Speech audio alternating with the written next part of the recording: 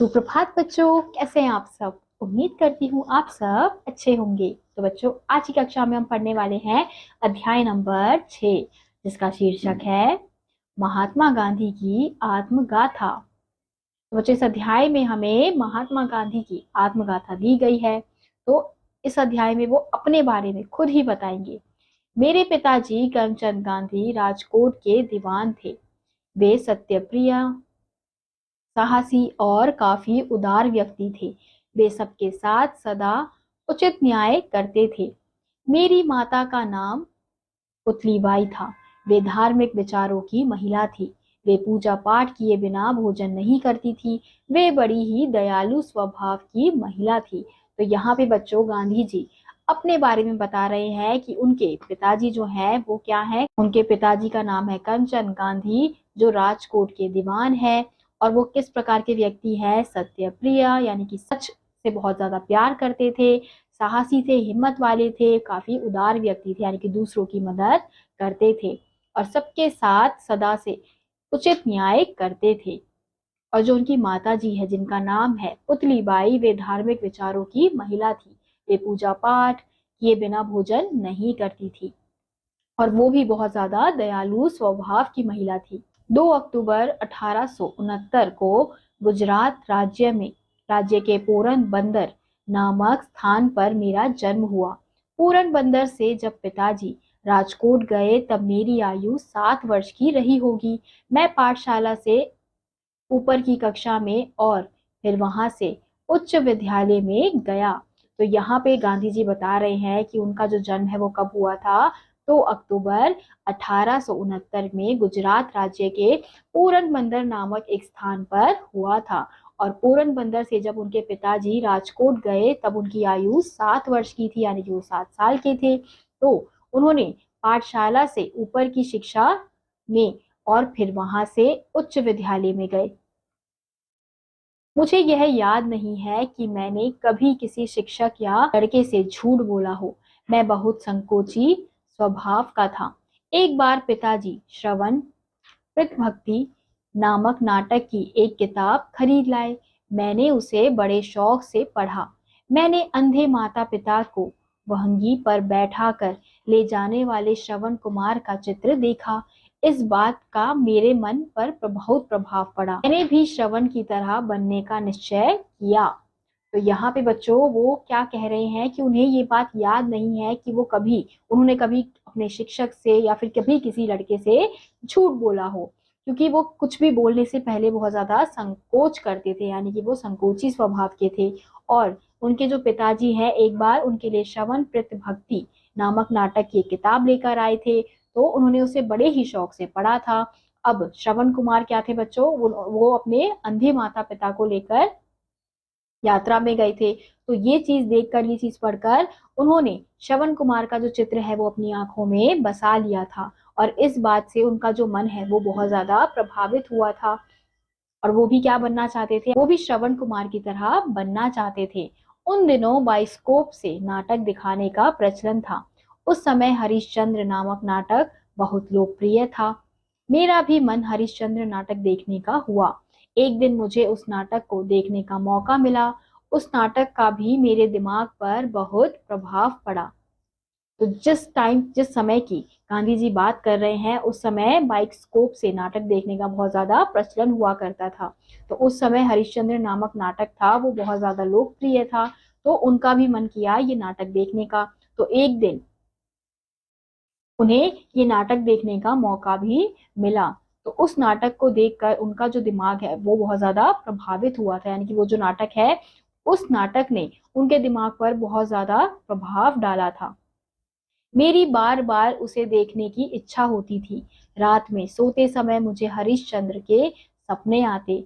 मेरे मन में यही बात उठती रहती कि सभी हरिश्चंद्र की तरह सत्यवादी क्यों नहीं बनते। यही बात मेरे मन में बैठ गई कि चाहे हरिश्चंद्र की तरह दुख उठाना पड़े, पर सत्य को कभी नहीं छोड़ूंगा। तो जब उन्होंने वो नाटक देखा तो उनके मन में बार बार उस नाटक को देखने की और इच्छा होती रही। और रात को सोते समय भी वो हरिश्चंद्र के सपने देखते थे। और उनके मन में ये बात बार बार उठती थी कि क्यों हर कोई हरिश्चंद्र जैसा सत्यवादी क्यों नहीं बन सकता। फिर उन्होंने सोचा कि वो क्या करेंगे, वो हरिश्चंद्र के जैसे चाहे कोई भी दुख आ जाए उनके सामने, लेकिन वो कभी भी सत्य का रास्ता नहीं छोड़ेंगे। जब मैं 13 वर्ष का था तभी मेरा विवाह कस्तूरबा के साथ हो गया था, मगर मेरी पढ़ाई चलती रही। 5वीं और छठी कक्षा में 4 रुपए और 15 रुपए मासिक छात्रवृत्ति भी मिली थी। हर साल स्कूल से माता पिता को विद्यार्थी की पढ़ाई और चाल चलन के बारे में प्रतिवेदन भेजा जाता था। उनमें कभी मेरी पढ़ाई या चाल चलन की शिकायत नहीं की गई। तो बच्चों, अब वो बता रहे हैं कि जब वो 13 वर्ष के थे तभी उनका विवाह कस्तूरबा से कर दिया गया था, लेकिन उनकी जो पढ़ाई है वो भी चल रही थी। तो 5वीं और छठी कक्षा में 4 रुपए और 15 रुपए की मासिक छात्रवृत्ति मिलती थी। तो हर साल स्कूल से माता पिता को विद्यार्थी की पढ़ाई, उनके चाल चलन के बारे में प्रतिवेदन भेजा जाता था, यानी बताया जाता था। लेकिन गांधी जी के बारे में कभी भी ऐसा कुछ नहीं कहा गया था, यानी कि कोई भी शिकायत नहीं कही गई थी। अपने आचरण को लेकर मैं बहुत सतर्क रहता था। हमेशा मेरा यही प्रयास रहता कि मुझसे कहीं कोई भूल ना हो जाए। यदि मुझसे कभी कोई भूल हो जाती तो मुझे उसका बहुत पश्चाताप होता और मेरी आंखों में आंसू भर आते थे। तो वो जो गांधी जी हैं वो अपने आचरण को लेकर बहुत ज्यादा सतर्क रहते थे कि उन्हें डर रहता था कि कभी कोई उनसे गलती से भी कुछ ऐसा ना हो जाए, कुछ गलती ना हो जाए, कोई भूल ना हो जाए। और अगर गलती से भी कोई भूल हो जाती थी तो उस चीज का उन्हें बहुत जल्दी पश्चाताप हो जाता था और उनकी आंखों में आंसू आ जाते थे। शिक्षक का कुछ भी कहना ही मेरे लिए असह्य हो जाता था। अपने से बड़ों और शिक्षकों का अप्रसन्न होना मुझसे सहन नहीं हो पाता था। मुझे याद है कि एक बार मुझे मार खानी पड़ी थी। मुझे मार का दुख ना था, पर मुझे दंड का पात्र समझा गया, यही बड़ा दुख था। मैं फूट फूट कर रोया। यह घटना पहली या दूसरी कक्षा की थी। अब वो यहाँ पे क्या बता रहे हैं कि अगर शिक्षक उन्हें कुछ कह भी देती थी या गुस्से में कुछ बोल देती थी तो ये भी उनके लिए बहुत बड़ी बात होती थी। उन्हें अच्छा नहीं लगता था कि कोई भी व्यक्ति, कोई भी बड़ा उनसे अप्रसन्न रहे, यानी कि उनसे ना खुश रहे। और उन्हें याद है कि एक बार उन्हें किसी वजह से मार खानी पड़ी थी। तो उन्हें मार खाने का दुख नहीं था, बल्कि दुख इस चीज का था कि वो दंड के पात्र समझे गए हैं, और यही बात उनके लिए बहुत दुख भरी थी। और इस चीज की वजह से वो बहुत ज्यादा रोए थे। और ये घटना कब की थी बच्चों? पहली या दूसरी कक्षा की थी। मैंने पुस्तकों में पढ़ा था कि खुली हवा में घूमना स्वास्थ्य के लिए लाभकारी होता है। यह बात मुझे अच्छी लगी। तभी से मैंने सैर करने की आदत डाल ली। सैर करना भी एक प्रकार का व्यायाम है। इससे मेरा शरीर मजबूत हो गया। तो यहाँ पे गांधी जी बता रहे हैं कि उन्होंने एक पुस्तक में पढ़ा था कि खुली हवा में अगर हम घूमते हैं तो वो हमारे लिए, स्वास्थ्य के लिए बहुत ज्यादा लाभकारी होता है, अच्छा होता है। तो ये बात उन्हें बहुत ज्यादा अच्छी लगी थी, तो तभी से उन्होंने सैर करने की आदत डाल ली थी। और सैर करने की आदत भी बच्चों एक प्रकार का व्यायाम होता है। एक भूल की सजा मैं आज तक पा रहा हूँ। पढ़ाई में लिखावट अच्छी होने की जरूरत नहीं। यह गलत विचार मेरे मन में इंग्लैंड जाने तक रहा। आगे चलकर दूसरों के मोती जैसे अक्षर देखकर मुझे बहुत पछतावा होता। मैंने देखा कि अक्षर बुरे होना अपूर्ण शिक्षा की निशानी है। बाद में मैंने अपनी लिखावट सुधारने का प्रयत्न भी किया, परंतु पके गढ़े पर कहीं मिट्टी चढ़ सकती है। सुलेख शिक्षा का जरूरी अंग है। उसके लिए चित्रकला सीखनी चाहिए। बालक जब चित्रकला सीखकर चित्र बनाना जान जाता है, तब यदि वह अक्षर लिखना सीखे तो उसके अक्षर मोती जैसे हो जाते हैं। मैं हाई स्कूल में मंदबुद्धि विद्यार्थी नहीं माना जाता था, पर यहाँ तक याद है मुझे कभी अपनी होशियारी का कोई गर्व नहीं रहा। इनाम या छात्रवृत्ति पाने पर मुझे आश्चर्य होता था। व्यायाम या खेल में मेरा मन नहीं लगता था।